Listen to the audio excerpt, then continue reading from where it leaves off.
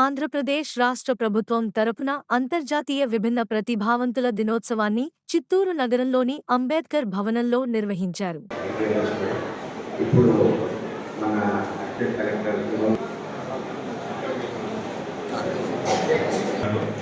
ఈరోజు మనం విభిన్న ప్రతిభావంతుల దినోత్సవం జరుపుకోవడానికి వచ్చాము. విభిన్న ప్రతిభావంతులు అనేది చాలా సరిగ్గా పెట్టారని నాకు అనిపిస్తుంది. ఎందుకంటే నా బ్యాచ్మేట్ అంజలి శర్మ అని నా బ్యాచ్మేట్, తనకు కళ్ళు కనిపించక కష్టపడేది అంటే కళ్ళు కనిపించవు. అండ్ ప్రిపరేషన్కి వచ్చే మెటీరియల్ క్లాస్లో కూడా కనపడదు. మెటీరియల్ మనకు పీడిఎఫ్లు ఉంటాయి, ప్రతి దానికంటే పేపర్ కూడా చదవలేదు. ఆ వచ్చిన పీడిఎఫ్ని సాఫ్ట్వేర్ కూడా వేసుకొని ఫోన్లో టాక్ బ్యాక్ అది వింటూ 2x స్పీడ్లో విని కూడా తర్వాత ఇది ఆ రోజు ఏదైనా డేట్ అంటే మార్చి 20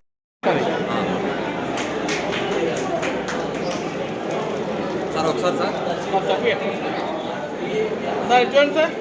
ఏ హరిబాబు సార్ ఎట్లా sir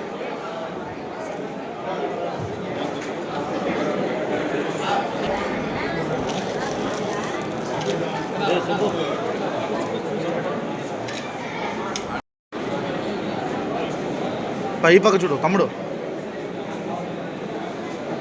sir sir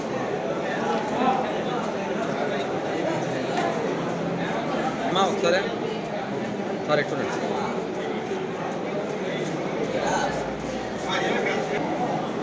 okay madam అట్లే చూడండి ఒక సెకండ్.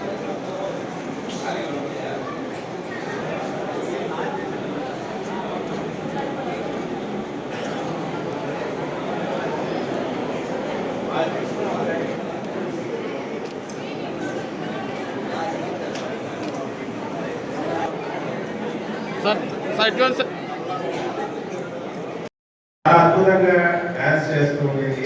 అండ్ క్రాఫ్ట్స్ కూడా ఆర్ట్స్ అండ్ క్రాఫ్ట్ బ్యాంగిల్స్ అవి తయారు చేయడానికి బయట స్టాల్ కూడా పెట్టారు. ఇలాంటి ప్రతిభ చాలా మందిలో ఉంది.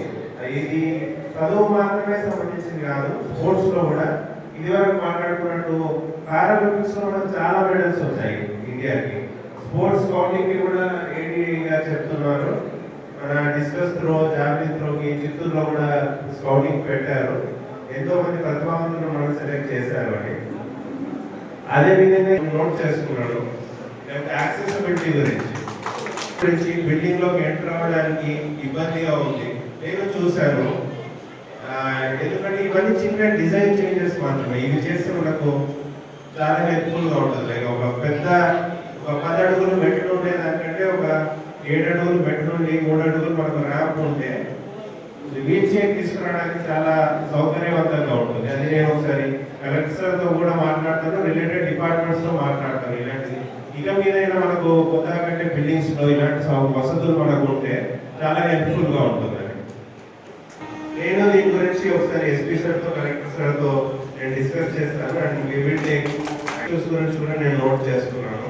అంటే చిన్న వాటి కోసం మిమ్మల్ని పంపించడం, మిమ్మల్ని మళ్ళీ పిలిపించడం ఇబ్బందిగా ఉంటుంది. అది మీకు మాకు అందరికీ ఇబ్బందే. కాబట్టి అలాంటి తప్పులు జరగకుండా, తప్పులు జరిగితే వాటిని ఎలా రెక్టిఫై చేయగలము, ఎవరికి ఇబ్బంది కలగకుండా అనేది మేము చూస్తాము. లోన్స్ దాని గురించి కూడా నేను డిస్కస్ చేస్తాను.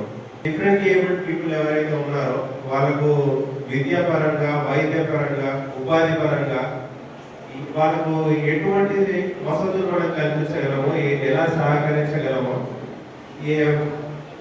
అన్ని విధాలుగా సహకరించడానికి మేము తయారుగా ఉన్నాము.